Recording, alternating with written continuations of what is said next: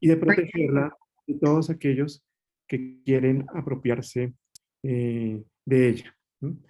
En este seminario tenemos invitadas a personas muy conocedoras de este asunto o que están muy preocupadas justo por las problemáticas que esconde el agricultor en contra de los sistemas alimentarios en América Latina. Iniciaría presentándome. Mi nombre es Juan Carlos Morales González. Soy el director ejecutivo de FIAN Colombia. FIAN Colombia pertenece a FIAN Internacional, que es una organización que desde hace más de 3 décadas se especializa en la promoción y defensa del derecho humano a la alimentación y nutrición adecuada, la soberanía alimentaria y los derechos conexos. Tiene además carácter consultivo ante el sistema de las Naciones Unidas y se especializa también en la generación de oportunidades y espacios de exigibilidad multinivel alrededor del mundo en favor de esos derechos. El seminario de hoy va a tener 2 momentos. En un primer momento nos va a acompañar Cecilia Ricap, que es una persona experta que en breve introduciremos su presentación. Luego el senador Robert Daza, colombiano, quien también nos va a hablar sobre el tema de las preocupaciones que hay alrededor de la digitalización, particularmente para el campo colombiano y la realización de la soberanía alimentaria. Ese primer momento lo coordinaré yo. Finalizará con con un espacio de preguntas. Esas preguntas ustedes nos las pueden enviar por las plataformas o a través del chat del Zoom al cual estamos conectados y conectadas. Un segundo momento será coordinado por el compañero Hernando Salcedo Fidalgo, que es el coordinador de la Secretaría del Mecanismo de la Sociedad Civil y Pueblos Indígenas, del Mecanismo de la Sociedad del CSA en la FAO. Ahí contaremos con la presentación de Sofía Monsalva, secretaria general de FIAN Internacional, y de Nurín Martínez de la Vía Campesina. Iniciaría solamente con una breve introducción del tema que nos convoca el día de hoy. En este momento hay unos grandes poderes, entiéndanse en estos como las empresas nacionales, empresas transnacionales, organismos e instituciones financieras, organismos multilaterales, estados, entre otros, que vienen promoviendo soluciones de supuesta base científica y tecnológica que se cree van a resolver diversas crisis planetarias. Algunas de esas soluciones están basadas en lo que llamamos la digitalización y el flujo de datos en la agricultura y todo el proceso alimentario. Esto es un proceso que va de la mano, además, con una profundización de la violencia, la injusticia y el extractivismo epistémico, como sin duda alguna nos van a comentar algunas de las personas expositoras. Como expresaba, esa dinámica se impone con una narrativa de supuestas salidas definitivas a varias crisis, entre ellas la alimentaria, el cambio climático y otras crisis correlacionadas. Pero en el fondo no son alternativas salvadoras, sino una estrategia y un conjunto de herramientas cuyo fin es profundizar, como ya mencionamos, el extractivismo y la neocolonización fundamentada en una visión y praxis científica y técnica que es funcional a la opresión y al sistema agroalimentario y nutricional de tipo corporativo. En una gran ironía que tiene unas características terribles para la humanidad, muchas de esas propuestas, de esas soluciones de Agritech, son movilizadas justo por actores que son responsables del colapso planetario, el hambre en el mundo y múltiples de derechos. A nivel nacional, ¿sí? Nuestros países, imposición de solución, sí, ausencia de pensamiento crítico, estratégico y soberano por parte de nuestros gobiernos, que están más interesados en tales soluciones, los intereses corporativos financieros que están detrás de ellas, en pagar sobre los riesgos que tienen para el futuro de la población, sus comunes, los derechos humanos, soberanías. Falta quizás señalar como último elemento importante algo que está muy bien descrito en el pasado número del Observatorio del Derecho a la Alimentación y Nutrición que coordina FIAN Colombia y corresponde al año 2000, FIAN Internacional y que corresponde al año 2018. Y es que muchas de estas soluciones escapan al control de los estados, especialmente la digitalización, de la que vamos a hablar bastante hoy, y el límite natural de las fronteras físicas afectando los derechos y las políticas públicas. Si bien esto es una amenaza muy grande, la digitalización y las herramientas que están detrás de ella, también reconocemos que cuando son procesos que son dinamizados y controlados por los y las titulares de derechos, por nuestras comunidades, pueden tener también un potencial emancipatorio muy importante, de lo cual sin duda vamos a hablar en breve. Dicho esto, quisiera entonces dar la bienvenida y darle la palabra a Cecilia Ricap, cuya presentación se titula La economía política de la digitalización, riesgos y amenazas sobre nuestros derechos humanos y soberanías.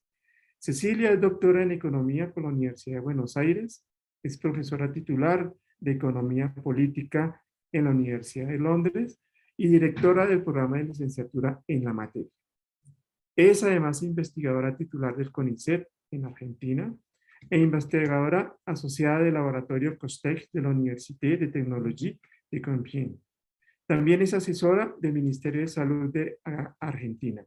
Actualmente estudia la creciente concentración de activos intangibles que conduce a la aparición de monopolios intelectuales, entre otros en las industrias tecnológica y farmacéutica. Además, también estudia la distribución de las rentas intelectuales, las tensiones geopolíticas resultantes y los efectos que tiene la transformación del conocimiento en activos intangibles de unas pocas firmas sobre los bienes comunes del conocimiento y sobre las posibilidades de desarrollo de las periferias. Ha escrito varios artículos y libros muy importantes en el asunto. Así que, Cecilia, te damos la bienvenida. Tienes 10 minutos. Cuando estén faltando 2, te avisaré verbalmente de la reducción del tiempo. Muchas gracias por acompañarnos. Bueno, muchísimas gracias a todos los compañeros de FIAN y a todas las personas que están presentes por esta invitación. Yo acabo de compartir mi pantalla. Espero que se me escuche bien. No tengo la mejor conexión a internet en este momento. Les pido disculpas si en algún momento salta la conexión. Y voy a ir directamente a la presentación.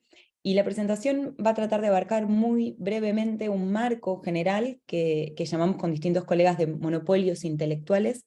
Y dentro de ese marco, pensar qué lugar tienen las llamadas soluciones de agrotech o agrotecnología.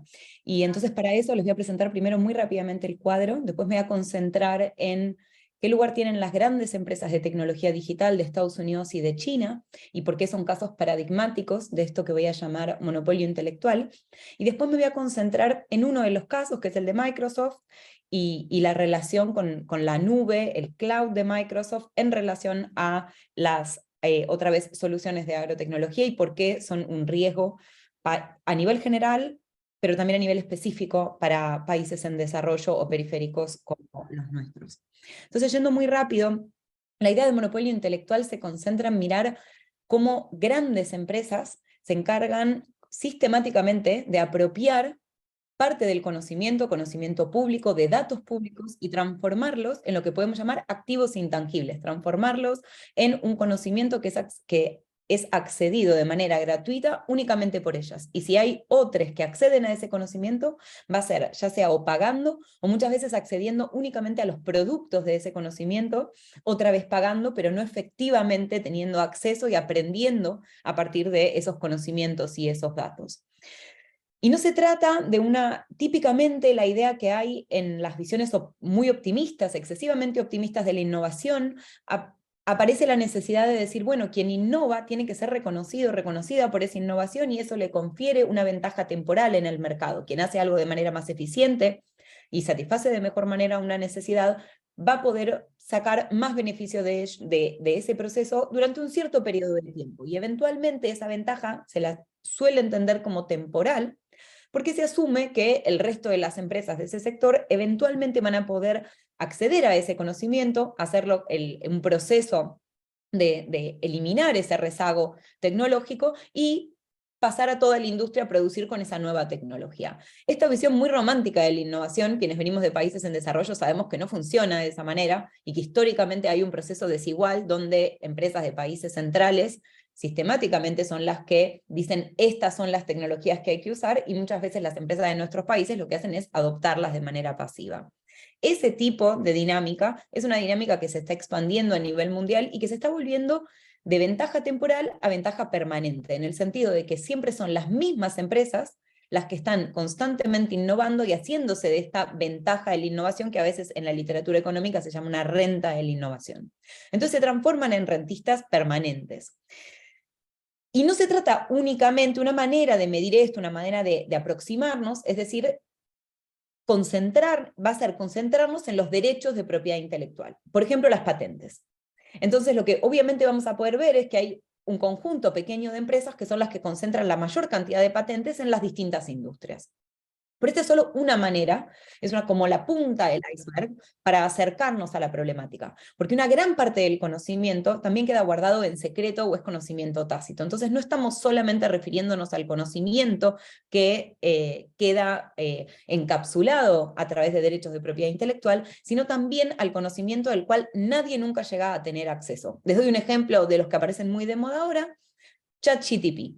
Entonces, este chatbot que parece súper interesante y divertido para jugar, para hacer preguntas, para resolver problemas, podemos usarlo, pero no sabemos cuáles son los algoritmos, el conocimiento que está de fondo.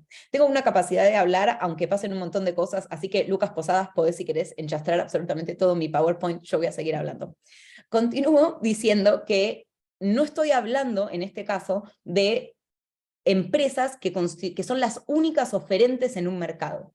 Cuando usamos la palabra monopolio, en general, en el lenguaje común, en las distintas disciplinas de las ciencias sociales, tendemos a pensar que es una única empresa ofreciendo en un mercado. Esta es una manera muy reducida, hasta reduccionista, de pensar qué significa un monopolio. Un monopolio implica limitar a otros a acceder a algo.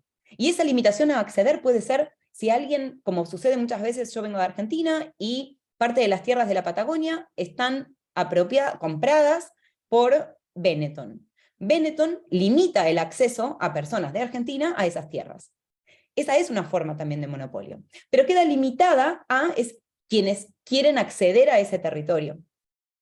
Cuando se monopoliza conocimiento, la escala es global automáticamente, porque la misma porción de conocimiento puede ser usado por todas las personas de la humanidad si quisiéramos al mismo tiempo. Entonces es un tipo de monopolio, el monopolio intelectual, que tiene consecuencias mucho más perniciosas a todo nivel y para todos en la sociedad. Y en particular, si hay un caso que es quizás el caso más riesgoso, es el tipo de monopolio intelectual que están ejerciendo las grandes empresas, las Big Tech de tecnología, o grandes empresas de tecnología digital. Google, Amazon, Microsoft, pero también de China, como por ejemplo Alibaba, Tencent, Huawei. ¿Qué tienen estas empresas de particular?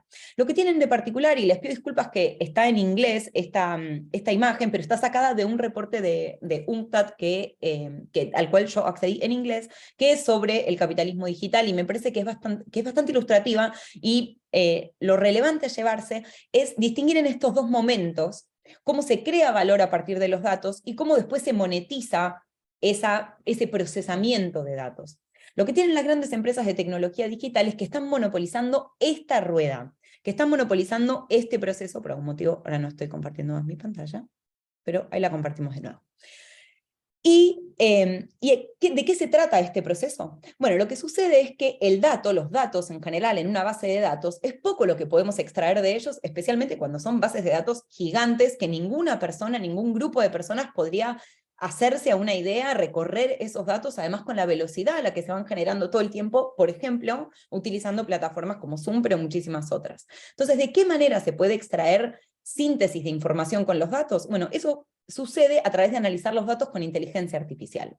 Y en particular con un método que se llama, dentro del machine learning, que se llama redes neuronales o conocimiento profundo, deep learning neural networks. Y estos son algoritmos, código, que a medida que procesa datos, el modelo se vuelve mejor. Tiene la capacidad de corregirse a sí mismo. Esto es muy potente desde la perspectiva de la innovación, porque significa que a más datos que se procesan, mejores van a ser los modelos para analizar esos datos, sin que nadie esté tocándolos o corrigiendo nada. simplemente por el hecho de que están procesando más datos que creamos colectivamente en la sociedad. Y estas empresas, que son las grandes empresas de tecnología digital, están monopolizando este tipo de conocimiento y este tipo de información. Entonces, tienen una capacidad como la que indica acá Jack Ma, que es el fundador y el CEO de Alibaba, que es van a tener una capacidad de planificar la economía a niveles antes imprevistos, no solo organizando qué pasa dentro de su empresa, sino también controlando qué es lo que hacen un montón de otras empresas y organizaciones que dependen de su tecnología, que utilizan su tecnología y hasta que ofrecen pequeñas soluciones anexas a las grandes tecnologías que estas empresas dominan. ¿Cómo puedo hacer para mostrarles, para decir, bueno, esto es así y no soy yo que me levanté un día y decidí decirles y gritar a los cuatro vientos que estas tecnologías están siendo monopolizadas por estas empresas? Bueno, una primera manera de aproximarse a dar evidencia sobre este tema es mirar el contenido de las publicaciones científicas que realizan estas empresas. No solo los investigadores publicamos artículos, también personas que trabajan para estas empresas haciendo trabajo de científicos. Y cuando miramos el contenido, lo que podemos encontrar es dentro de, haciendo un análisis de ese contenido utilizando tecnologías digitales, en particular text mining, encontramos que el contenido está justamente concentrado en este tipo de algoritmos de machine learning, neural networks, deep learning, a los cuales yo hacía referencia, que también refiere inevitablemente a los datos, porque este es un paquete tecnológico. Los datos necesitan a los algoritmos y a su vez necesitan la capacidad de procesamiento, porque necesitan no computadoras como las que tenemos en nuestras casas, sino las computadoras más poderosas que se crearon en la historia de la humanidad y más para poder procesar esa magnitud de datos con esa dimensión de modelos.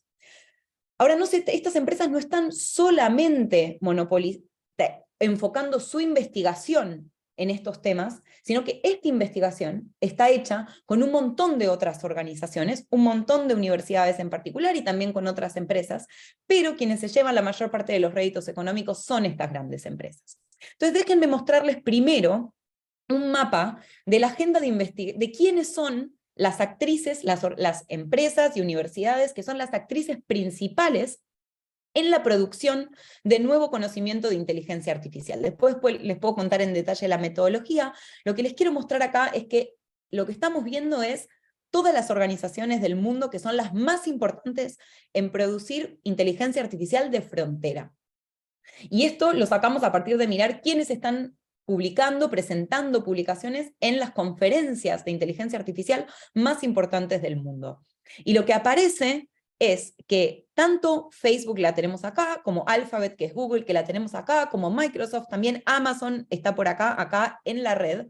Lo que aparece no solo es que estas empresas participan de esa red, es decir, que participan de determinar cuáles son los contenidos de frontera en inteligencia artificial, pero además hay distintas medidas que se pueden calcular en una red como esta para ver quiénes son las actrices más importantes de la red. Y una de esas medidas, que se llama Betweenness Centrality, lo que nos da como resultado es que los dos nodos más importantes de esta red son Google y en particular Microsoft. Y si lo miran en detalle, no sé si llegan a verlo en sus computadoras, van a ver que Microsoft tiene un lugar geopolíticamente clave en esta red. Microsoft conecta un montón de organizaciones que son principalmente universidades y empresas chinas con el resto del mundo. Entonces lo que estamos diciendo es que toda la agenda de investigaciones en inteligencia artificial está orientada a satisfacer los intereses y las prioridades de unas pocas empresas. Y cuando vemos después qué hacen estas empresas con esas investigaciones, y acá hay un mapa parecido en metodología, pero lo que estamos mirando acá simplemente es las publicaciones de Microsoft y con quién publica Microsoft, que es una manera de aproximarnos a algo que podemos llamar el sistema de innovación corporativo de Microsoft. Como Microsoft no hace sola esa innovación, ese conocimiento que privatiza y se apropia, sino que lo produce con un montón de otras organizaciones, que después no se van a beneficiar como Microsoft de estas investigaciones conjuntas. Vemos que hay un montón de organizaciones, pero después, y que vienen, ahí tienen una síntesis de qué países vienen, la concentración que igualmente hay en ciertas ciudades en particular, pero sobre lo que me interesa hacer hincapié, porque esta es una presentación corta, es en mostrarles el porcentaje de coautorías y el porcentaje de patentes en copropiedad que tiene Microsoft en este mismo periodo de tiempo, que son más o menos los últimos 10 años. 88% de todas las publicaciones científicas de Microsoft fueron hechas con otras organizaciones, lo que significa reconocer que Microsoft produce conocimiento con un montón de otras organizaciones. Es decir, que ese conocimiento es coproducido, se produce de manera colectiva. Y sin embargo, cuando vamos a mirar las patentes de Microsoft en el mismo periodo, solo comparte patentes en un 1% de los casos. Lo que significa que la enorme mayoría del conocimiento que se produce con un montón de otras organizaciones está siendo apropiado y transformado en activo intangible por Microsoft de manera exclusiva. ¿Y para qué usan este conocimiento que yo ya les mostré en las diapositivas anteriores, que es un conocimiento muy enfocado en inteligencia artificial y análisis de datos utilizando estos algoritmos de Machine Learning? Bueno, lo utilizan básicamente para aplicaciones en todas las industrias que se les pueda ocurrir. Lo que nos interesa hoy es enfocarnos en las aplicaciones para la agricultura. Te quedan 2 minutos, Cecilia. Perfecto. Y en particular, lo que me quiero enfocar es en las aplicaciones de Microsoft para la agricultura. Y estas llamadas soluciones. ¿Y por qué no son soluciones reales? Lo primero es contarles un poco de qué se trata. Entonces, se trata obviamente de colocar sensores, cámaras, drones, lo que se les puede ocurrir para recolectar datos de los campos, recolectar información de los campos, y a partir de ahí usar algoritmos de inteligencia artificial o de machine learning para dar recomendaciones sobre qué hacer. Por ejemplo, dónde hace falta más riego, dónde puede haber una plaga. Y Microsoft no hace este tipo de desarrollo sola. Por supuesto que los hace también con empresas startup que están dentro de su radar y que las controla directa o indirectamente. Puedo volver si quieren después sobre de qué manera las controla. Entre otras es con financiamiento. Avanzo rápido para no quedarnos sin tiempo. Todo esto, todas estas soluciones corren en la nube, el cloud, la nube, lo que se llama nube pública, pero que de pública no tiene nada, de Microsoft. Lo primero que tenemos que preguntarnos al respecto es, ¿cuándo tiene sentido utilizar Big Data y Machine Learning? ¿Tiene sentido para un campo pequeño, para el cual la persona que está trabajando el campo cotidianamente lo conoce hasta si tuviera que cerrar los ojos, puede hasta oler y sentir lo que está pasando con su campo? ¿Va a cambiar, va a generar realmente un aumento de productividad, mejores condiciones de vida para las personas que trabajan en ese campo, introducir esa tecnología? Esa pregunta, por supuesto que no se la hace Microsoft, directamente sale a vender estos servicios. Y lo segundo que nos tenemos que preguntar es, cuando empiezan a aprender los algoritmos, ¿quién deja de aprender? ¿Qué pasa si quien procesa toda la información deja de ser la persona que está en contacto con la Tierra cotidianamente y pasa a ser el algoritmo? Y el problema es aún mayor cuando pensamos en términos del cloud o la falsa nube pública, porque el aprendizaje digital es un aprendizaje limitado al algoritmo, porque los servicios que se venden en la nube nunca se comparte el código. Lo que se comparte es una caja negra. Y entonces, quien sea que contrate ese servicio no va a poder aprender de ese servicio. Y esto le pasa desde a otras empresas grandes, como Mercado Libre, acá en el ejemplo, como Netflix, Booking, un montón de otras. Todas las empresas que no tienen su propio cloud, incluso así sean enormes, dependen de los clouds, más y más de los clouds de empresas como Microsoft, Google o Amazon, que entre las tres tienen el 65% de este mercado. Entonces, a medida que se expande el uso de tecnologías digitales, también se expande la apropiación de estas empresas. Para cerrar, me gustaría enfocarme en qué impacto entonces, qué riesgos tienen para los países periféricos. Y esto es más general, no es solo exclusivo de la situación de agrotecnología, pero es un caso al que también le afecta, y es tanto la idea de extractivismo y desplazamiento de conocimiento como de extractivismo de datos. Cuando aprenden los algoritmos, el riesgo que corremos por la manera en la cual se apropia el conocimiento algorítmico y digital, en muy pocas manos, es un proceso donde conocimientos locales, incluso ciencia y tecnología producida en todo el mundo, termina favoreciendo y beneficiando a unas pocas empresas. Y lo mismo con la generación total de datos. Y por eso podemos hablar de extractivismo de datos, en un paralelo con la idea del extractivismo de recursos comunes. Entonces, para cerrar, lo que les quería transmitir hoy es simplemente decir, primero, que cada vez más el capitalismo se organiza y quienes más acumulan y quienes más se benefician es un grupo muy reducido de grandes empresas que podemos entenderlas como monopolios intelectuales que planifican partes del capitalismo mundial, que se apropian de conocimiento, de datos, de valor, que controlan la producción misma de conocimiento en estas estructuras que yo les mostraba recién, que las podemos pensar como sistemas de innovación corporativos, y que esta forma de organizar la producción de valor, de conocimiento y de datos termina reforzando el subdesarrollo. Lo hace tanto cuando se genera una división estricta entre quién es usuario de una tecnología y quién produce la tecnología, dejando a los productores locales en el lugar estructural de usuarios de tecnología, y también lo hace a través de los extractivismos y desplazamientos, porque ser usuario de una tecnología cuando antes se tenían ciertos conocimientos y el camino se corre riesgo de perderlos, es también una forma de perpetuar el subdesarrollo. Así que bueno, con esto cierro y muy abierta a continuar la discusión y a preguntas y demás. Muchas gracias de nuevo. Cecilia, muchas gracias por tu presentación. Nos ha dejado un montón de preguntas y de apuntes que podemos quizás más adelante reflexionar. En este momento damos la bienvenida a Robert Daza. Robert Daza, senador de la República por el Pacto Histórico. Él va a abordar la siguiente pregunta, y es: ¿cuáles son los principales debates en el Plan Nacional de Desarrollo sobre la digitalización en los sistemas agroalimentarios y cuáles son los retos que implica? Robert, como decía, es senador de la República por el Pacto Histórico, es un viejo y muy conocido y valiente líder campesino del Coordinador Nacional Agrario y Congreso de los Pueblos. De profesión, él es técnico en agroecología, ingeniería agrónoma de la Universidad de Nariño, tiene una licenciatura en educación ambiental, desarrollo comunitario de la Universidad Santo Tomás. Como senador campesino ha liderado los principales debates en el Congreso en materia de la defensa de la soberanía alimentaria y el derecho a la alimentación, derechos que justo son muy pertinentes para esta discusión. Robert, cuéntanos si nos estás escuchando, eres bienvenido. Cuando tengas ya 12 minutos de presentación, te aviso ya del cierre. Bueno, muchas gracias, Juan Carlos. Muy buenos días para todos, todas, todes, los compañeros, compañeras que están conectados a este importante chat. Ojalá nadie me vaya a llamar. Bueno, quiero manifestar que por primera vez soy senador de la República.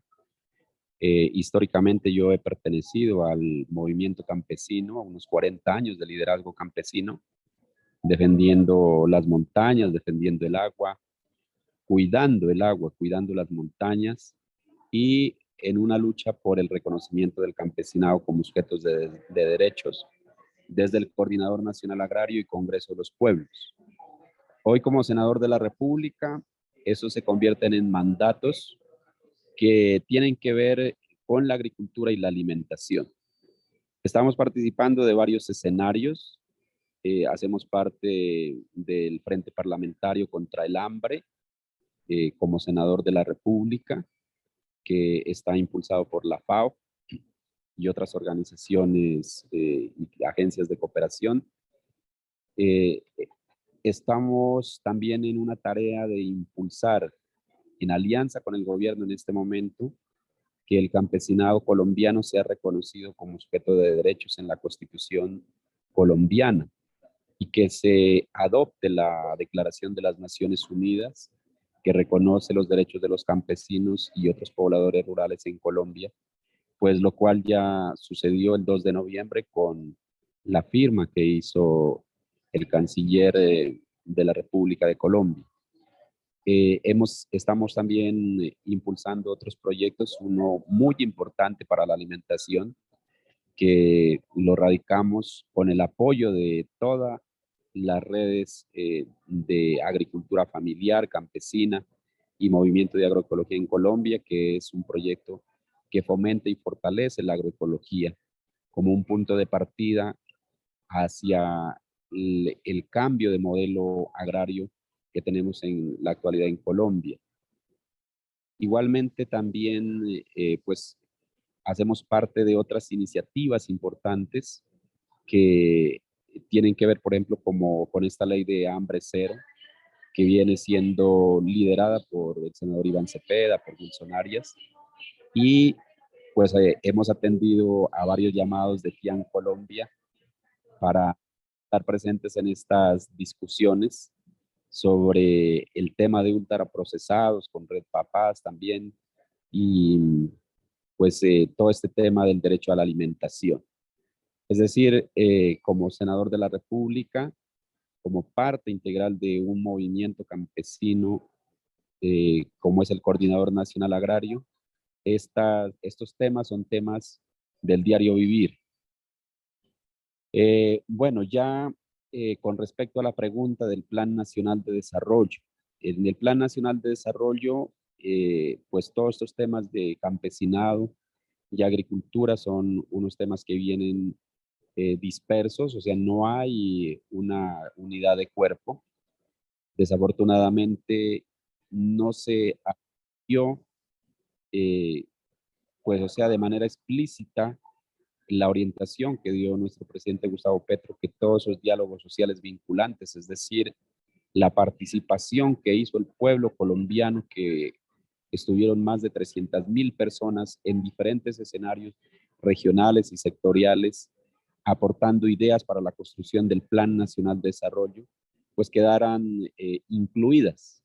Ha habido una dificultad muy grande de interpretar y de concepción y de enfoque de cómo hacer el Plan Nacional de Desarrollo por la institucionalidad que es de este gobierno, pero que todavía sigue siendo dirigida por los tecnócratas de los partidos tradicionales, y esa es una dificultad que tenemos hoy acá en nuestro país. Pero sin embargo, desde el movimiento campesino nosotros hemos metido allí en el articulado un punto que habla de la soberanía alimentaria, un punto otro que habla del derecho a la territorialidad campesina. Por supuesto, los pueblos indígenas, ellos ya tienen ya consagrado ese derecho, pero pues en el Plan Nacional de Desarrollo hay que decidir oportunidades, ¿no?, para que esos territorios sean territorios que estén al servicio de garantizar el agua, de garantizar la comida, y que es la disputa que tenemos hoy en día con los partidos tradicionales. Los partidos tradicionales de Colombia, en mayoría, en mayorías en el Congreso de la República, tanto en Senado como en Cámara, ellos tienen una decisión, ¿no?, que es la decisión de mantener el statu quo, el estado de cosas, de privilegios, que ponen al servicio los recursos públicos al, al servicio de de las transnacionales, en este caso de las transnacionales del agronegocio. En temas alimentarios, pues hay una proyección importante que tiene que ver, bueno, con varias, con varias dimensiones, ¿no? Uno, la dimensión de la planificación. Se ha propuesto la planeación del territorio alrededor del agua. Es una decisión política de nuestro presidente Gustavo Petro, que pues ha sido una demanda que hemos tenido los movimientos sociales, movimientos campesinos, ambientalistas y bueno, todas las organizaciones no gubernamentales están defendiendo el medio ambiente, y que creemos que si no se organiza el territorio alrededor del agua, el cambio climático en su entrada crítica en unos 10, 20 años nos va a sorprender con unas crisis profundas en, en, la, en la oferta y en el acceso a este derecho fundamental al agua. De la misma manera, eso tendrá impacto sobre la producción de alimentos. Y por eso es que venimos impulsando desde el movimiento campesino que debe haber el respeto y debe haber el fomento de las territorialidades campesinas. ¿Por qué tiene que ver eso con la alimentación? Porque el campesinado somos los que producimos más del 60% de la alimentación hoy aquí en Colombia. A pesar de las políticas nefastas de los tratados de libre comercio, donde se empezó a importar de manera masiva alimentos, por ejemplo, como los cereales, hoy ya se está importando papa, leche, bueno, otros productos alimenticios, que desmantelaron prácticamente el sistema de producción alimentario, de soberanía alimentaria, un atentado contra la soberanía alimentaria, que estas medidas de tratados de libre comercio criminalizaron la agricultura, Es decir, pusieron a la Policía Nacional a perseguir la producción agroalimentaria campesina porque no se sujetaba a la normatividad que impuso estas medidas de Tratado de Libre Comercio. Entonces, estamos afrontando esa política pública que dejaron los otros gobiernos como una herencia maldita, como una herencia mala para el país, y que nos toca de afrontar con iniciativas, por ejemplo, como estos proyectos de ley de transición a la agroecología. Venimos haciendo un ejercicio fuerte de incidencia para que en el Ministerio de Agricultura se entienda que debemos ser responsables con la alimentación, o sea, como dice pues el dicho, pues que con la comida no se juega, y, pues el Ministerio de Agricultura como institucionalidad garante principalmente de la alimentación en Colombia debe transitar a un modelo más sustentable. Hoy la agricultura nacional en Colombia se hace con un modelo convencional, con un modelo de revolución verde, con base en insumos agroquímicos, abonos sintéticos, venenos, paquetes de monocultivo, todo el sistema de financiación al favor del monocultivo y las políticas públicas que financian también están ligadas a los monocultivos. Las cadenas productivas son lo que financia el Ministerio de Agricultura. Y por eso fue que después del Tratado de Libre Comercio no se volvió a financiar la agricultura campesina, que es una agricultura diversa, una agricultura con semillas propias y con sistemas propios también para la producción. Entonces, estamos enfrentando esa situación. Es importante mencionar que aquí en Colombia hay un movimiento de agroecología, un movimiento de agriculturas sustentables muy importante. Está la RENAP, que pues, es la Red de Agricultura Familiar y Campesina.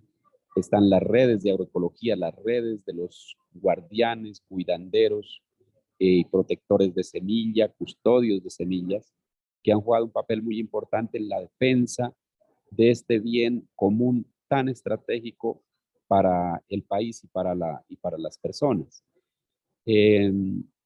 Eso lo venimos impulsando en asocio con las organizaciones campesinas.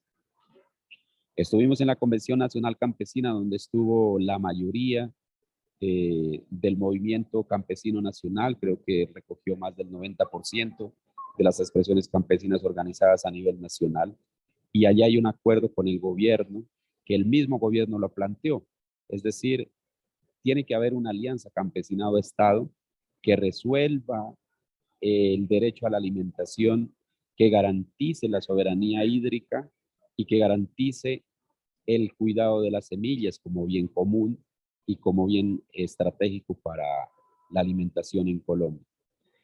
Hoy estamos tratando que desde el Ministerio de Agricultura se fomenten programas para apoyo a la agricultura campesina, apoyo a una agricultura campesina diversa con enfoques de agroecología, y que esa producción con el apoyo de esos recursos estatales vaya directamente a mercados campesinos. De esa manera, garantizar el acceso a un precio justo de los alimentos en las ciudades. Hoy tenemos esa situación que el precio de los alimentos en Colombia es uno de los factores mayores de la inflación y de gasto en las familias, de las familias sobre todo consumidoras. Por eso es necesario apoyar estas iniciativas de circuitos cortos alimentarios que lo pueden hacer las economías campesinas, las familias campesinas. Estamos en el diseño de ese programa, aspiramos a que ese sea uno de los éxitos de este gobierno, porque de esa manera pues estamos garantizando soberanía alimentaria. De igual manera, también venimos trabajando para que las compras públicas se hagan directamente a las asociaciones campesinas. Aquí hay una mafia de contratación para todos los programas estatales de alimentación y que pues no solucionan los problemas de alimentación porque tenemos, como de todos es sabido, más de 7 millones de personas en Colombia aguantando hambre y que pues o sea, cuando recibimos el país no había ninguna opción que proyecte una solución concreta para estas comunidades. Yo creo que allí el gobierno nacional ya empezó a actuar con el mínimo vital de ingreso solidario para las madres cabeza de familia o para los hogares que están en esta situación por debajo de los niveles de pobreza. Y creo que y es importante resaltar que esto debe ligarse con la producción campesina. Es decir, en esta realidad que nos presentaba la compañera, donde hoy hay una disputa por las formas de agricultura del futuro. Intentan una agricultura de precisión con base en instrumentos de altísima tecnología, pero que es una agricultura que está al servicio del modelo convencional de producción, es decir, que no tiene en cuenta ni el cuidado del suelo, ni el cuidado de la diversidad, ni el cuidado del agua, mucho menos el cuidado de la gente, que sigue amparando unas formas de agricultura urbana, incluso, ¿no? Con modelos de aeroponía, por ejemplo, o de hidroponía, modelos de producción de carne, de pollo, de cerdo, en unas condiciones de hacinamiento totalmente pues violentas, ¿no? Y que violan los derechos de, de estos seres vivos, ¿no? Por la forma como se producen allí.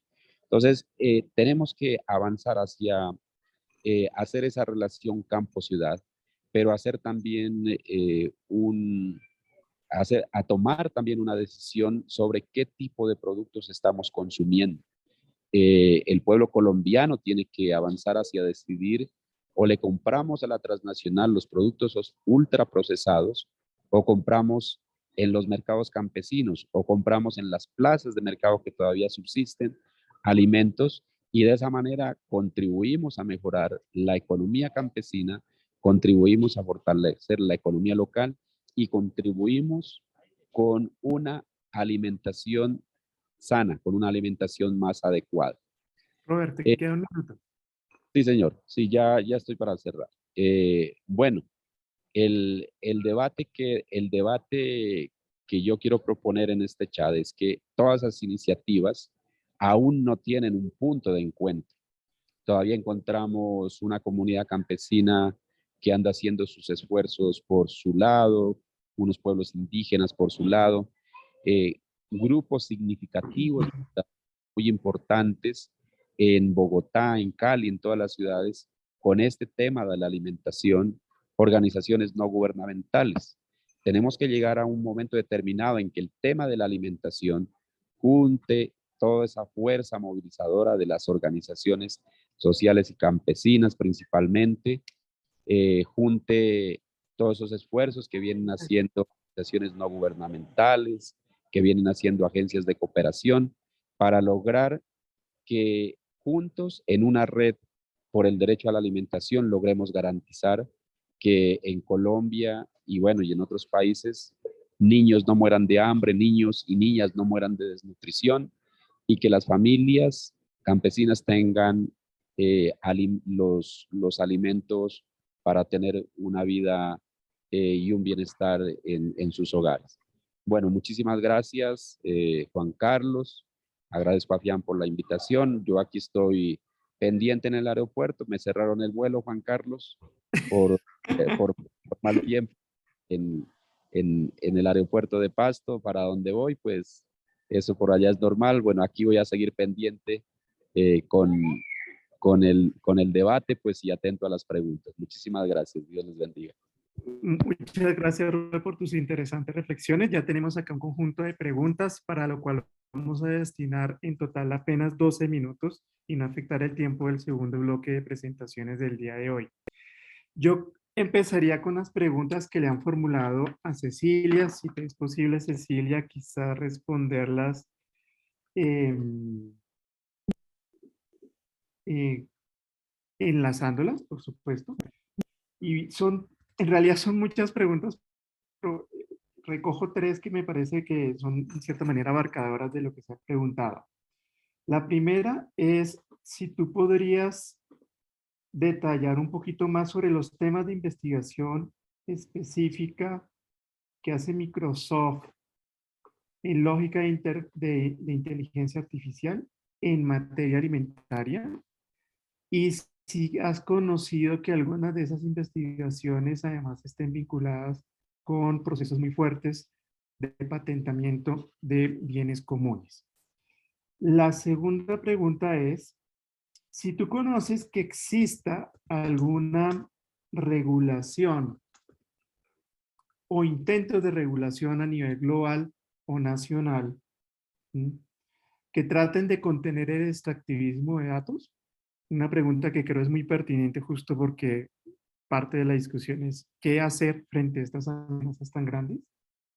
Y la tercera pregunta que hace el público es cómo conciliar el proyecto tecnológico digital y la soberanía alimentaria, o son perspectivas definitivamente irreconciliables, ¿sí? Para el caso de Robert, se han formulado las siguientes preguntas, Robert. ¿Qué reflexiones están emergiendo dentro del Congreso de la República frente a la obsesiva defensa de la digitalización dentro del documento de bases del Plan Nacional de Desarrollo? Y si se ha hecho un debate interno, al menos de los partidos alternativos, en términos de el impacto que esto va a tener para la alimentación del país y los derechos del campesinado y la población indígena. Esa es una primera pregunta que se está haciendo. Y la segunda es cómo garantizar que los esfuerzos del campesinado para promover la soberanía alimentaria no sean cooptados ni sufran de ejercicios de biopiratería que justo están muy vinculados con el tema de digitalización y que temen algunos pueda ser una consecuencia nociva de algunas de las cosas que se están proponiendo en el Plan Nacional de Desarrollo. Entonces, ya con ese conjunto de preguntas que tratan de abarcar algunas que ya se hicieron, doy la palabra a ustedes, recordando que tenemos 12 minutos para eso. Por favor, si quieres tú empezar, Cecilia. Gracias. Sí, sí, claro, claro. Bueno, a ver, esperen que voy a volver a mi archivito donde me anoté las preguntas. Voy a empezar de la más general hacia la particular, entonces voy a empezar al revés. ¿Cómo conciliar ambos proyectos, el proyecto de soberanía alimentaria y la tecnología digital? Para empezar, es indispensable cuando pensamos así como cuando pensamos en soberanía alimentaria, pensamos en el resguardo y un tratamiento colectivo y democrático de los bienes comunes y los pensamos asociados a aquello que está asociado a la naturaleza. Lo mismo deberíamos pensar en relación a la generación de datos y a la producción de conocimiento. También tienen que ser considerados bienes comunes, porque los producimos colectivamente. Entonces, la capacidad de beneficiarnos de esa producción tiene que mantenerse colectiva. En concreto, tanto los algoritmos de inteligencia artificial como los datos recolectados de toda la sociedad, de todo el mundo, deberían ser públicos y de acceso abierto y gratuito. Por supuesto, bajo ciertas condiciones de anonimizar los datos y luego de haber tenido discusiones democráticas sobre qué datos queremos recolectar. ¿Qué tipo de datos son los datos que realmente tienen la potencialidad de mejorar las condiciones de vida de la población y mejorar cómo tratamos a los otros seres vivos en el planeta, a la naturaleza, etc.? Entonces, es posible, claramente que es posible, pero así como pensamos en un esquema de bienes comunes y lo asociamos mucho más, como decía, a la naturaleza, tenemos que también pensarlo en la misma clave para la producción de conocimiento, de información y de datos, y eso requiere, además, que la infraestructura digital sea gestionada de manera pública, porque de lo contrario terminamos relegando la generación de nuevo conocimiento o poniéndolo en las manos de unas pocas empresas. ¿Por qué digo esto? Porque uno podría pensar en una solución desde una solución local, pero para que esos datos y esa inteligencia artificial puedan ser utilizados, hace falta también capacidad de procesamiento, hace falta cables que transporten la información. Entonces, toda esa infraestructura también debería ser colectiva, pública, común. Eso como para responder muy a nivel general la primera pregunta. Regulaciones sobre el extractivismo de datos. Lo que hay a nivel, en algunos países de Asia, es un intento de que los datos que se recolectan de un determinado país queden en ese país, pero eso es bastante insuficiente y bastante complejo. Para empezar, porque muchos de los datos son relacionales e involucran a distintas personas. Imagínense, acá estamos en un mismo Zoom, personas que estamos en un montón de países distintos, a dónde y cómo desglosar cuál es un dato que se generó en cada lado, es bastante complejo. Pero independientemente la pregunta, lo relevante no es dónde se aloja el dato, sino quién tiene la capacidad de procesar ese dato, de acceder a ese dato y de transformarlo en un producto que nos permite entender mejor alguna dinámica en particular. En el caso específico de la agricultura, si nos parece que es necesario recopilar información sobre el estado de los campos, bueno, entonces lo que queremos es saber el impacto que tiene el uso de herbicidas o el uso de, o el no suficiente cuidado por una expansión indiscriminada de monocultivo. Bueno, si podemos tener datos que nos ayuden a entender mejor eso, a entender cómo se genera cáncer por fumigar indiscriminadamente con herbicidas, etcétera, sí, claro que queremos esos datos. Esos datos los queremos y pueden ser muy beneficiosos para hacer acciones desde la política, acciones desde el activismo, para claramente remediar esos problemas. Pero lamentablemente de momento no hay un análisis, sí, o sea, hasta donde yo tengo entendido, todas las regulaciones en las que se están avanzando tienden a privatizar los datos. Tienden a pensar en el dato, la propiedad del dato individual y cuánto dejamos que una empresa recolecte nuestro dato o no, que también es una discusión necesaria, pero que tiene un costado que es bastante riesgoso, que es olvidarnos de la importancia de socializar datos, porque socializar datos también es socializar conocimiento. Otra vez la discusión es qué tipo de datos, quién tiene acceso a esos datos, cómo se guardan, cómo se analizan, etc. Y respecto a qué cosas hace específicas Microsoft, quizás si quieren después les puedo compartir la diapositiva. En la diapositiva yo les mostraba en particular, hay un proyecto que es al que más atención le está prestando, que es el proyecto que se llama FarmBeats, que es este proyecto que básicamente lo que quiere hacer es desarrollar enormes bases de datos con información de los campos potencialmente de todo el mundo, y esos datos son de datos del estado de los cultivos, son datos de riego, como les decía recién, son datos de las condiciones y la eficiencia productiva, que después se analizan con inteligencia artificial y después proveen algo así como predicciones y a su vez recomendaciones. Después hay sí financiamientos más específicos a startups que van proponiendo distintas cosas. Por ejemplo, hay algunas que son aplicaciones que funcionan para que funcionen en los celulares de los productores, y esas aplicaciones les brindan información sobre ofertas para comprar distintos productos, para mejorar sus cultivos, les brindan recomendaciones otra vez sobre qué plantar o qué no plantar, información sobre clima. Empieza a haber pequeñas aplicaciones que a veces Microsoft financia en startups, pero creo que lo más importante es este ejercicio que todavía está en un estado de mapeo de los datos, qué tipo de datos y cómo extraer más datos de los campos y cómo procesarlos con inteligencia artificial. Entonces, para mí, este FarmBeats, que es FarmBeats, con B larga, es el proyecto al que más hay que prestarle atención. Muchas gracias, Cecilia. Robert, si nos puedes ayudar respondiendo a las preguntas que te ha hecho el público.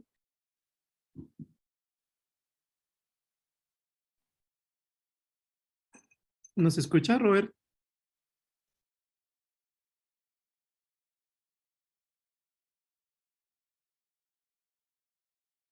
Robert, ¿nos estás escuchando?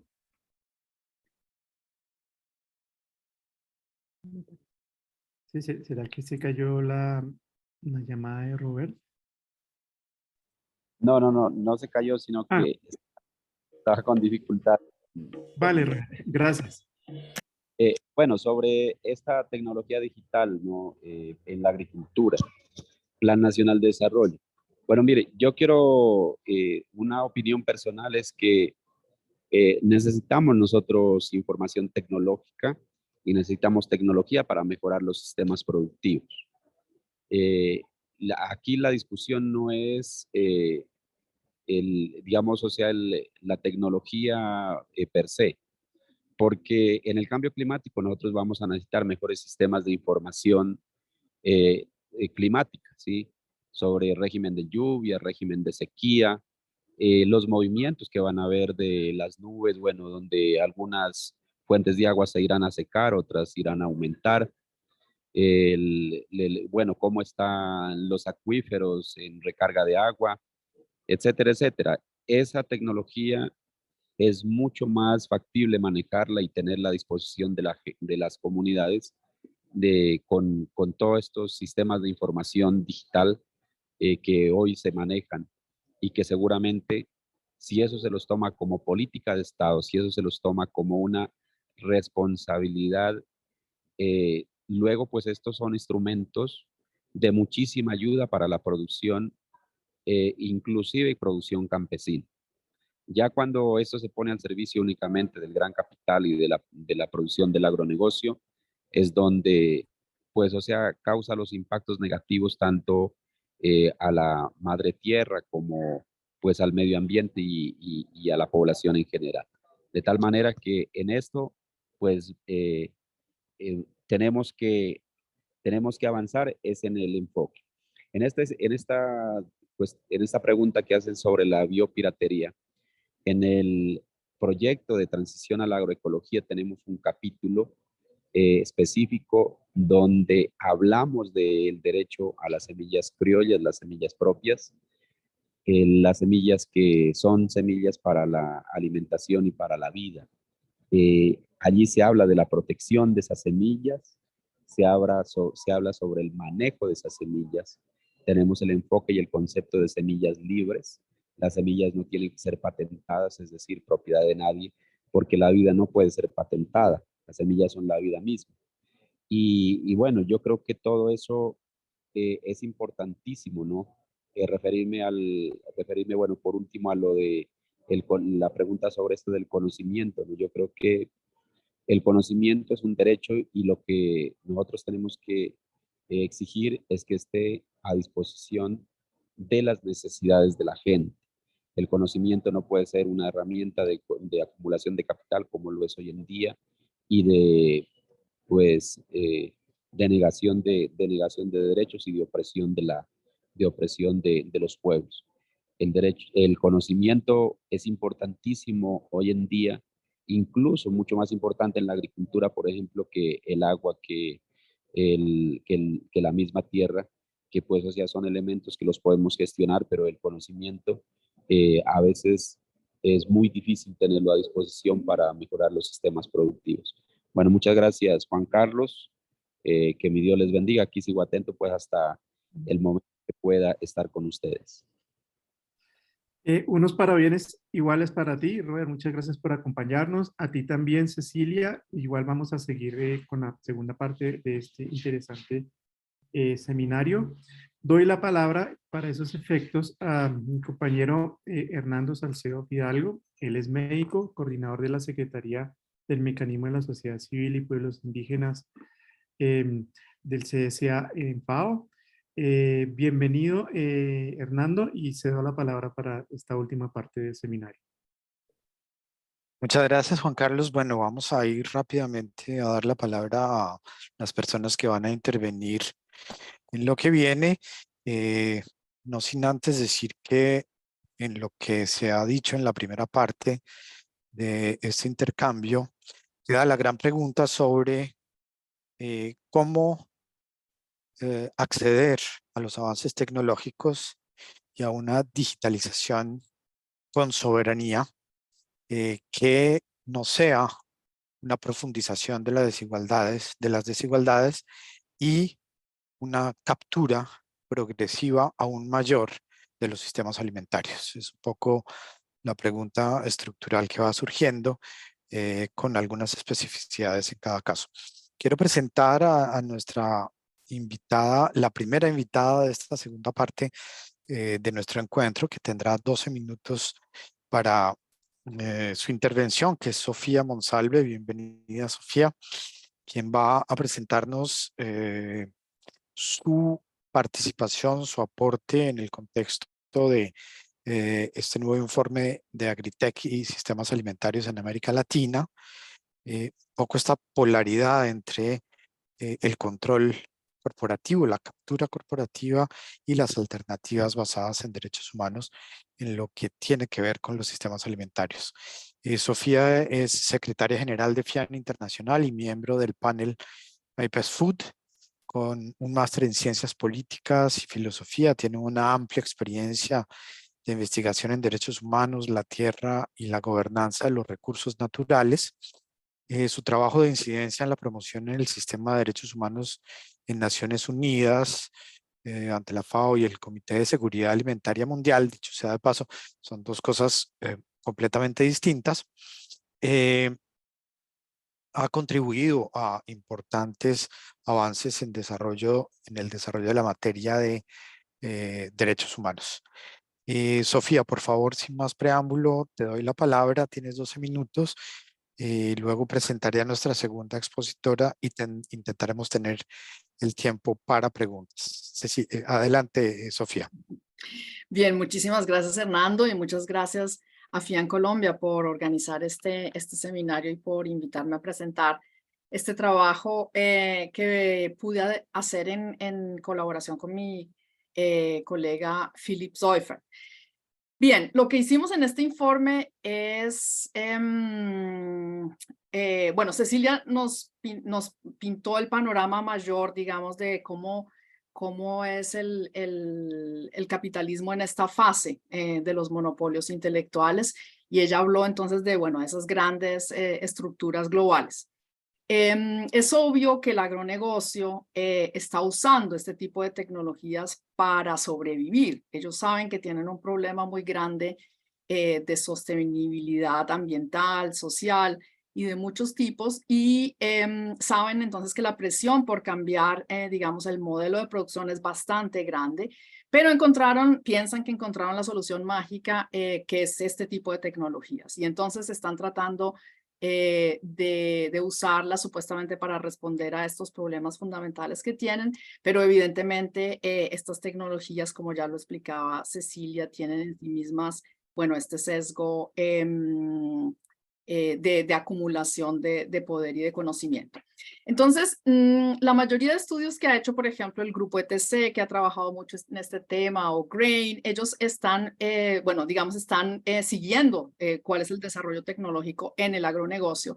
Pero las posibilidades del agronegocio obviamente no son el mundo del campesinado ni de los productores indígenas. Entonces, nuestro trabajo lo que quería era mirar, bueno, ¿de qué forma, ¿no? ¿Cuál es el cuerpo de estas cuestiones tan abstractas que nos presentaba Cecilia en la vida común y corriente de una persona que está en el campo? ¿Cómo es que está penetrando entonces estas tecnologías la vida cotidiana en el campo? Entonces, esa era nuestra pregunta central. Y ahí encontramos entonces lo que les quiero compartir, y quizás ustedes me ayudan, las compañeras de FIAN Colombia, poniendo el link a nuestro trabajo para que ustedes lo lean. Yo no hice una presentación PowerPoint porque es un artículo corto donde ustedes van a encontrar toda la información que yo les voy a dar ahora oralmente. Y entonces lo que encontramos es que las principales formas de cómo estas corporaciones están penetrando el mundo rural son más o menos las 5 o 6 que voy a presentar. En primer lugar, está todo el tema de la infraestructura digital misma, del acceso al Internet en zonas rurales. Ustedes saben que eso es un problema. Ustedes saben que en zonas rurales se calcula que solamente, estos son datos del 2019, que solamente 67% de la población latinoamericana tenía acceso a Internet y solo el 13% acceso a la banda ancha. Y la brecha digital del acceso a Internet entre la población rural y urbana es en un promedio del 25%. Esta brecha obviamente varía en diferentes países, mientras que en Argentina y en Brasil casi no hay diferencia entre el acceso urbano o rural al Internet. En países como Perú es del 43%, en Colombia del 36% y en México del 30%. Entonces, el acceso a Internet, digamos, es uno de los temas que se plantean. Y aquí estamos viendo este estudio que hicimos muestra que Microsoft está justamente entrando justamente por esta puerta. Ellos están ofreciendo poner el servicio de Internet en zonas rurales utilizando justamente su nube Azure y la tecnología que se llama de espacios blancos de televisión, porque ellos usan canales de televisión disponibles para entonces dar difusión de banda ancha inalámbrica de alta calidad. Y esto obviamente para las condiciones rurales parece una tecnología mucho más efectiva. Entonces, en Colombia, en noviembre del 21, Microsoft anunció que iba a conectar a 4 millones de campesinos colombianos al Internet y que les iba a permitir usar plataformas digitales para educación, agricultura y telemedicina. Entonces, digamos, son los planes. No hemos podido cotejar estos datos. Sí es cierto que Microsoft conectó a 4 millones de campesinos y si tiene planes de ampliar o no. Pero entonces, esto es muy importante.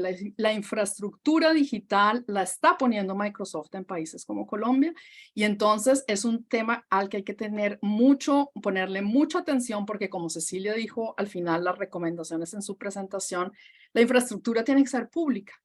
Esta infraestructura estratégica no puede estar en manos privadas. Entonces, me parece que es un primer elemento muy importante para que ustedes lo tengan en cuenta.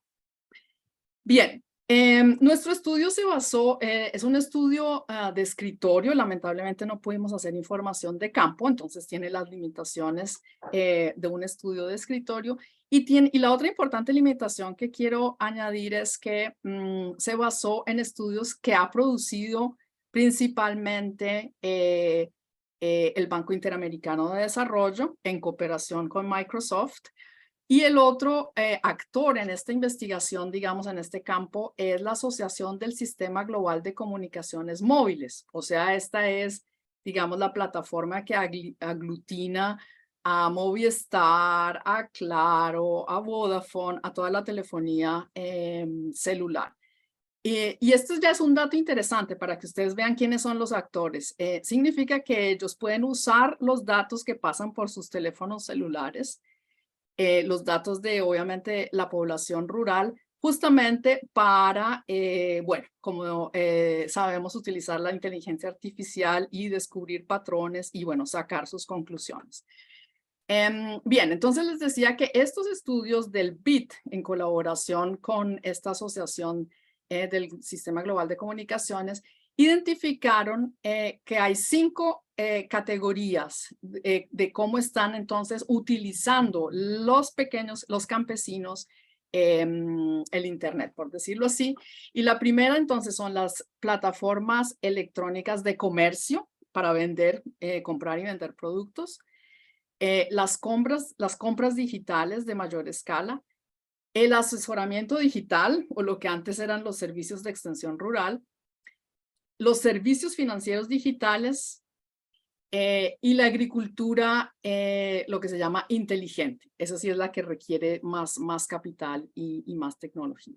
Entonces, esas son las 5 grandes formas como la población, digamos, común en el campo está usando las tecnologías digitales. Nosotros le añadimos una categoría más, que es la del comercio electrónico de carbono, porque descubrimos que hay varias plataformas que están tratando de enganchar a pequeños productores en estos servicios de compensación de carbono. Entonces, esos son los mecanismos principales y ahora brevemente voy a referirme a ellos. Hablé del comercio electrónico agrícola. Es digamos, el servicio digital más usado en América Latina. Normalmente estas plataformas tienen un alcance que cubre solamente una ciudad o varias ciudades, pero bueno, ya se está avanzando en que sea un servicio que se ofrezca en varios países.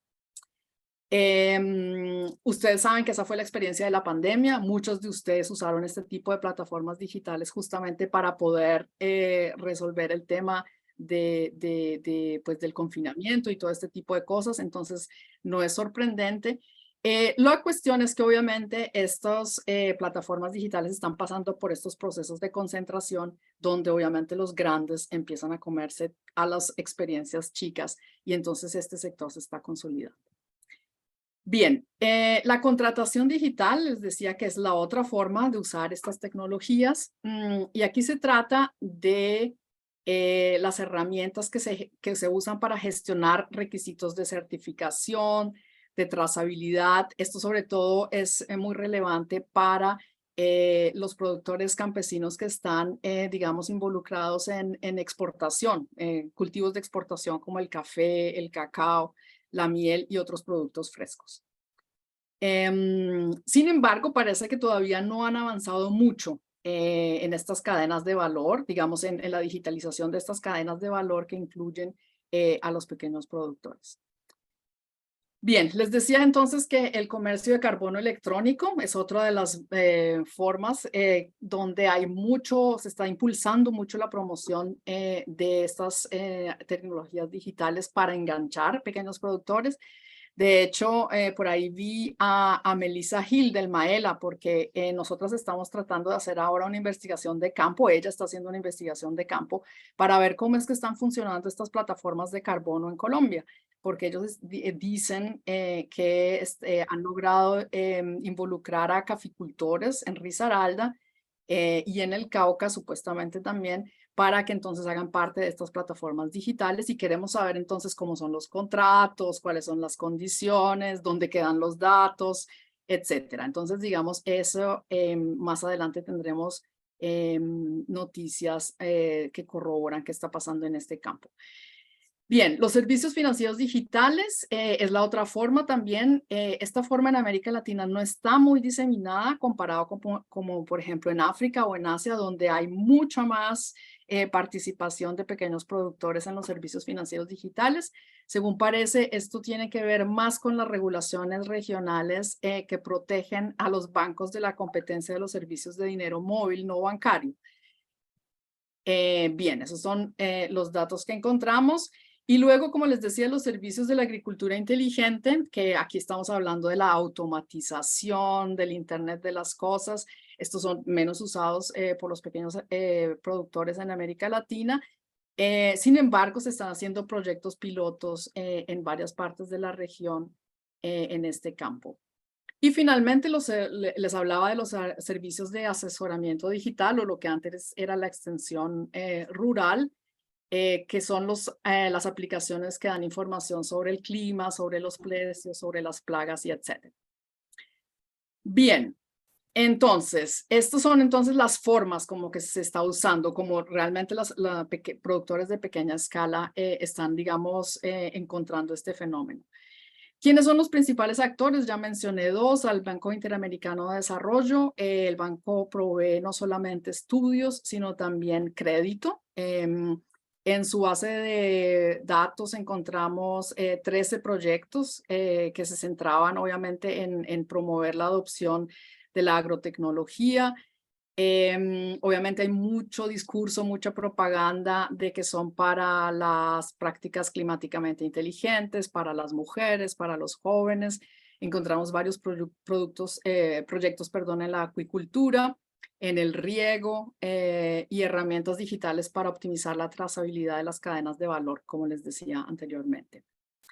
Un actor aquí también central es el Instituto Interamericano de Cooperación Agrícola. Trabaja en estrecha colaboración con el PIT, pero también con la Fundación Gates y con Microsoft. Entonces ellos tienen un centro que llaman el Centro de Interpretación de la Agricultura del Mañana, porque creo que también, digamos, alrededor de esto hay mucha propaganda, mucho imaginario, ¿no? Mucho, bueno, esta cuestión mesiánica de la tecnología y de cómo los jóvenes, ¿no? Entonces creo que ese ángulo también es importante que le pongamos atención porque mucho de esto no tiene que ver tanto con la realidad como también en crear imaginarios y controlar entonces estos imaginarios sobre el futuro. Bien, en términos de otro hallazgo importante de nuestro estudio es que Colombia aparecía como un centro de innovación agrotecnológica y se encontraban, por ejemplo, la Universidad de los Andes o el SENA como actores importantes regionales en la promoción de la difusión y apropiación de estas tecnologías digitales.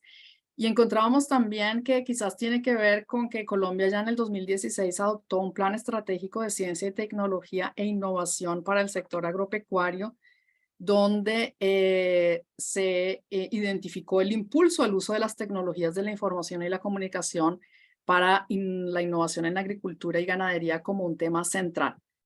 Entonces, bueno, esto es muy importante porque estamos aquí hoy justamente con ustedes que son las expertas en lo que está sucediendo en Colombia y parece que Colombia, bueno, ya lleva varios años, digamos, entonces invirtiendo mucho en este tema. Bien, para nosotros como organización de derechos humanos nos parece que estas tecnologías presentan varios riesgos muy serios y aquí creo que voy un poco a concretizar muchas de las cosas que Cecilia ya mencionó en su presentación. El primer riesgo, bueno, tiene que ver con la recolección de los datos. Esto tiene que ver, esto es posible a través del control de las plataformas digitales y de la infraestructura digital. Y nos preocupa porque no solamente la recolección, digamos, ilegítima, la apropiación ilegítima de los datos de las comunidades campesinas o indígenas, sino sobre todo del conocimiento de los campesinos, de las poblaciones campesinas e indígenas para poder apropiarlo y para poder monopolizarlo después me parece que es un proceso, nos parece que es un proceso de despojo que va a profundizar el proceso de despojo de la economía extractivista ya en curso.